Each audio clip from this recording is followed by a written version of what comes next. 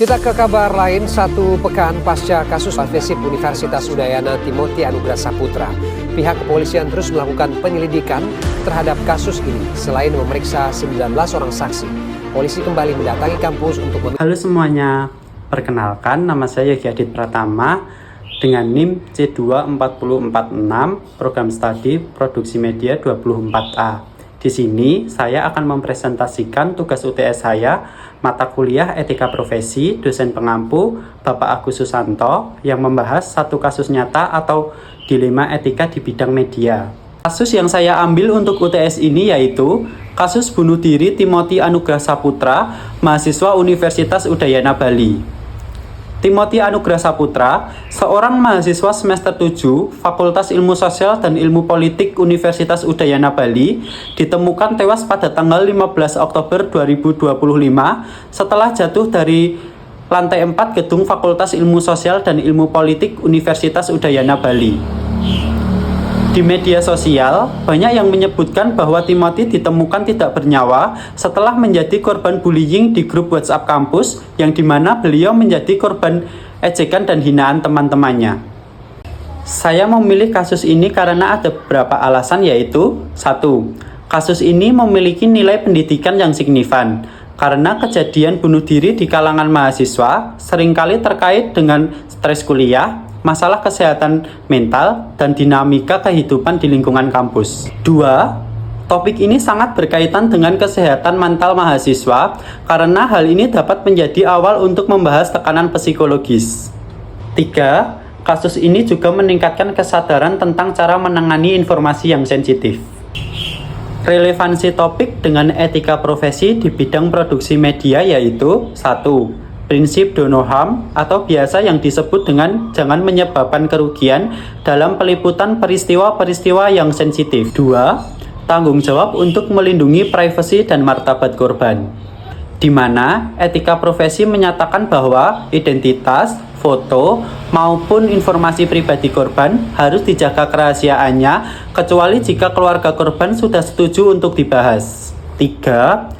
Peran media sosial dalam mempengaruhi pandangan publik, yaitu para pembuat konten harus melihat diri mereka sebagai bagian dari sistem sosial yang lebih luas. Tahap perencanaan konten dalam kasus yang saya ambil yaitu 1. Menetapkan tujuan dan fokus berita. Media harus memutuskan apakah tujuannya untuk menginformasikan publik, memberikan pendidikan tentang kesehatan mental, atau menjelaskan urutan kejadian dan melakukan analisis sosial. Yang kedua, mengumpulkan data awal atau disk research. Saya mendapatkan kasus ini dari media sosial yang beredar di TikTok, Instagram, maupun Google. Pada tahap ini, media harus sangat berhati-hati agar tidak mengambil informasi, rumor, atau foto pribadi serta rekaman yang tidak etis dari korban. 3. Mengembangkan sudut berita. Sudut pandang yang seharusnya tidak sensasional, tidak menjelaskan secara rinci tentang cara bunuh diri, serta tidak menyalahkan korban atau keluarga korban. Identifikasi prinsip etika yang harus diterapkan yaitu 1. Kejujuran. Informasi yang disampaikan harus benar, telah diverifikasi keasliannya, serta tidak diperbesar-besarkan. Kedua, keadilan. Sumber berita harus diperlakukan secara adil dan tidak dirugikan. Korban juga tidak boleh diberi penilaian negatif seperti disebut sebagai korban lemah atau korban kurang iman. 3. Tanggung jawab sosial. Yang paling penting adalah menjaga kesehatan mental masyarakat. Pastikan tidak ada liputan yang dapat mendorong individu lain untuk meniru perilaku bunuh diri. 4. Menghormati privasi. Hindari mempublikasikan identitas keluarga, gambar pribadi korban, atau catatan medis mereka tanpa izin. 1. Pertentangan antara kepentingan masyarakat dan privasi korban beserta keluarganya. 2. Mengambil informasi dari sumber yang tidak resmi. 3. Tidak meminta persetujuan dari pihak keluarga. Teori etika komunikasi atau kode etik profesional sebagai dasar analisis yaitu analisis etis menggunakan teori dan kode etik media deontologi atau KAN yang menekankan pada tanggung jawab moral sebagaimana tanggung jawab media yang menghargai martabat manusia, menghindari manipulasi, dan tidak berbohong. Analisis etika dalam produksi dan distribusi konten. Dalam tahap produksi berita, Langkah awal adalah melibatkan pengumpulan informasi, yang dimana jurnalis pada umumnya mencari data dari sumber seperti kepolisian, keluarga dari korban, saksi, atau pihak dari kampus. Khususnya dalam isu bunuh diri, banyak media cenderung mengandalkan siaran pers dari polisi atau unggahan di media sosial tanpa melakukan pemeriksaan lebih lanjut. Karena saya tidak berada di lokasi kejadian, sehingga saya mencari berita yang sedang viral mengenai kasus yang saya pilih melalui platform media sosial seperti Google, Instagram, dan TikTok. Setelah itu, muncul penentuan sudut pandang atau angle berita. Beberapa media dengan sengaja memilih angle yang menarik perhatian seperti menyoroti rincian kronologi kejadian, tempat terjadinya perkara, atau bahkan alat yang digunakan. Pilihan ini seringkali lebih fokus pada topik daripada memberikan informasi yang bermanfaat bagi masyarakat. Tahap terakhir yaitu meliputi penulisan dan penyuntingan. Umumnya, draft berita telah ditulis, namun sayangnya proses penyuntingan seringkali tidak dilakukan secara optimal. Selanjutnya, bentuk pelanggaran, manipulasi, atau keputusan etis yang masalah yaitu 1. Sensasionalisasi, yaitu yang dimana membesarkan aspek-aspek metode seperti bunuh diri, lokasi yang spesifik, serta rangkaian peristiwa yang terlalu detail.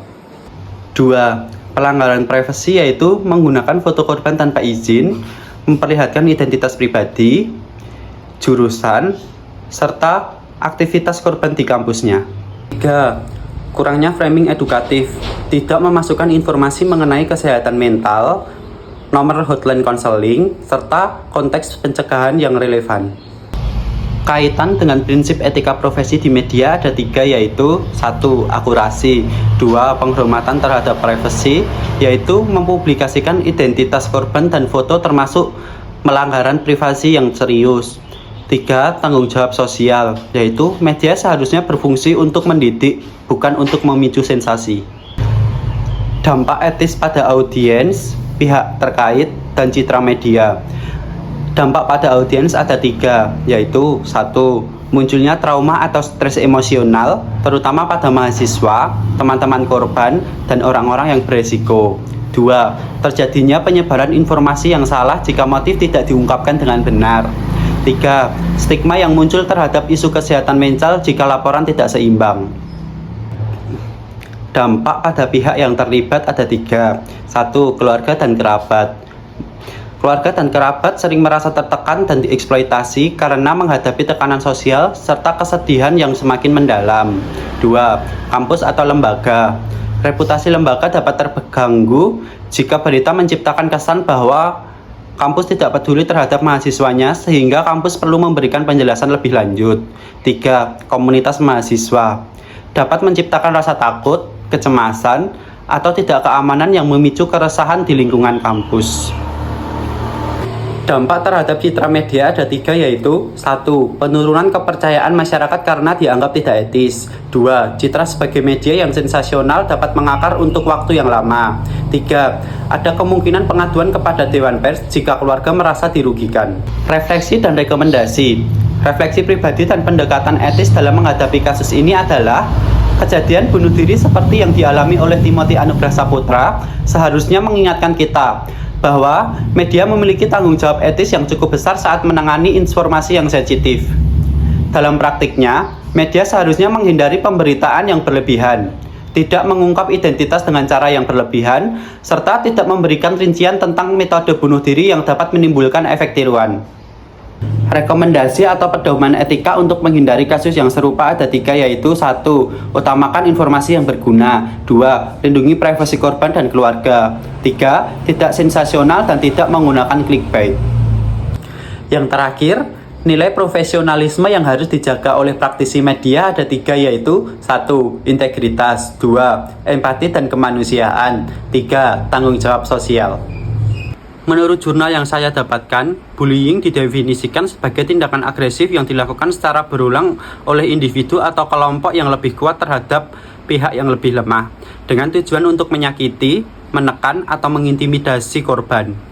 Bentuk-bentuk bullying meliputi bullying fisik seperti memukul atau menendang, Bullying verbal seperti menghina, mengejek, atau mengancam, serta bullying sosial atau psikologis adalah pengucilan dan penyebaran gosip termasuk cyberbullying melalui media digital. Bullying dipengaruhi oleh faktor seperti konsep diri negatif, kesenjangan sosial, tekanan akademik, dan kurangnya pendidikan karakter. Sementara itu, kecemasan dijelaskan sebagai perasaan takut atau tidak nyaman yang menetap disertai kekhawatiran berlebihan terhadap kemungkinan terjadinya sesuatu yang buruk. Kecemasan dapat mengganggu perilaku, konsentrasi, hubungan sosial, hingga memicu depresi jika tidak ditangani. Mahasiswa yang sering terpapar pemberitaan negatif, termasuk kasus bullying, berpotensi mengalami peningkatan kecemasan karena merasa tidak aman dan takut menjadi korban. Demikian tugas video presentasi yang saya buat. Apabila ada kesalahan kata, kurang lebihnya mohon maaf. Terima kasih.